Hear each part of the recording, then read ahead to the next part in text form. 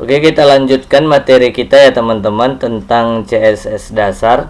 Kali ini saya akan membahas masalah inline dan eksternal CSS ya. Oke, saya mulai saja. Kita buat terlebih dahulu filenya ya, file baru. Sini saya klik, saya buat namanya inline eksternal gitu ya, .html. Selanjutnya seperti biasa tanda seru saya klik, kemudian saya di sini di dokumen saya ganti inline dan eksternal CSS. Oke, selanjutnya seperti biasa saya buat H1 ya. Kita lagi belajar inline dan eksternalnya biasa aja ya tulisannya, saya ganti eksternal CSS. Nah di situ kemudian kita buat di sini lorem ya, seperti biasa lorem. Nah ini dia, saya klik, ini bisa saya enter saja, enter.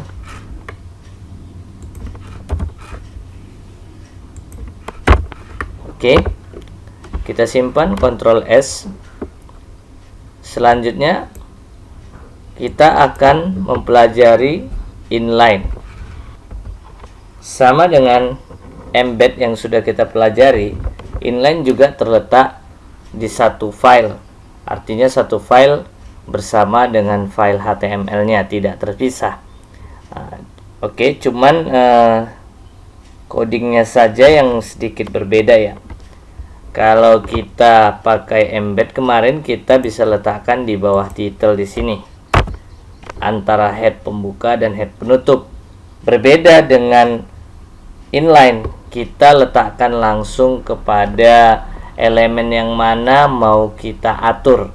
Misalnya saya atur H1, saya buat stylenya, misalnya seperti itu, saya enter saja, muncul seperti ini. Kemudian saya buat misalnya warna tulisannya, saya ambil misalnya blue violet ini. Kemudian saya pisahkan, kalau mau buat lagi saya pisahkan dengan titik koma seperti ini. Kemudian misalnya saya buat font family-nya, ini ya, saya klik saja, saya pilih misalnya yang ini. Kalau kita menggunakan Visual Studio Code, pilihannya langsung muncul ya. Pilihannya langsung muncul, tinggal kita pilih saja. Oke, seperti ini ya. Cukup panjang ya, karena banyak kali yang saya pilih. Oke, tidak mengapa ya. Saya Ctrl S. Kemudian coba kita jalankan ya. Ini lihat perintahnya. Font family, ini karena saya pilih langsung dia muncul ya seperti ini, cukup panjang. Atau kita pendekkan saja pun boleh. Kita pilih yang lain font family-nya. Kita pilih yang lain. Saya hapus saja dulu. Saya coba pilih yang lain font family-nya. Misalnya ini aja, Arial aja nih yang pendek ya. Oke. Ctrl S, kita jalankan, klik kanan, open with live server. Kita tunggu. Nah ini dia, lihat H1-nya sudah berubah. Jadi kalau menggunakan inline, kita letakkan langsung di elemen, maksud saya di elemen HTML-nya, mana yang mau kita atur. Oke, yang kedua berikutnya saya akan membahas eksternalnya. Eksternal CSS. Ini saya hapus saja dulu. Ya, saya hapus. Kembalikan seperti semula. Ctrl S. Selanjutnya saya harus membuat file baru ya. Dia terpisah dengan file HTML-nya. Di sini saya buat file baru, saya klik. Misalnya saya buat namanya style.css. Nah, di style.css ini saya akan mengatur elemen mana. Saya mengatur H1 tadi kan. Saya ingin mengatur H1, maka di sini di style titik CSS saya buat seperti ini. H1 kurung kurawal. Apa yang mau diatur? Misalnya warna tulisannya, colornya. Saya ambil misalnya colornya aqua, titik koma. Apalagi fontnya, font family-nya. Misalnya saya ambil yang Arial tadi ya, atau ini Times New Roman. Nah, ini boleh ya, kita ganti sedikit. Nah, saya atur, saya Ctrl S. Nah, di sini kalau kita perhatikan tidak berubah ya, tidak berubah. Itu disebabkan karena kita belum memanggil file eksternal ini tadi, style.css, karena dia berada bukan di dalam file HTML, maka harus kita panggil. Dimana kita memanggilnya? Di sini di bawah titel saja, antara head pembuka dan head penutup. Teman-teman bisa ketikkan perintahnya, yaitu link rel, enter, style sheet,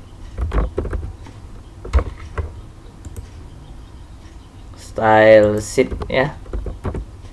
Nah, baru teman-teman boleh menggunakan ini ya, pakai tipe teks garis miring CSS, atau tidak pakai tipe juga nggak apa-apa ya, nggak masalah. Kemudian kita panggil filenya href ya. Kemudian panggil filenya yaitu style.css. Karena file style.css itu sejajar ya dengan file utamanya, yaitu file HTML-nya, maka kita tidak perlu menggunakan relative URL yang pernah kita pelajari sebelumnya. Seandainya berada di folder lain ya, artinya seandainya dia tidak sejajar dengan file HTML-nya, teman-teman bisa gunakan relative URL yang telah kita pelajari sebelumnya dengan menggunakan seperti ini ya.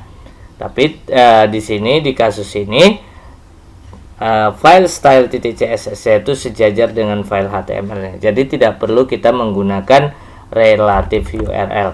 Oke. Ini boleh teman-teman hapus saja ini tipe ini nggak perlu dipakai ya, tidak perlu dipakai, seperti ini aja boleh ya untuk CSS ya. Oke, kita simpan, Ctrl S. Nah, coba kita jalankan, klik kanan, open with live server. Nah, sudah berubah kan teman-teman? Nah, tulisannya sudah berubah. Kalau teman-teman rubah, oh ini ada ketinggalan ya, ini tutup kurungnya. Oke, Ctrl S.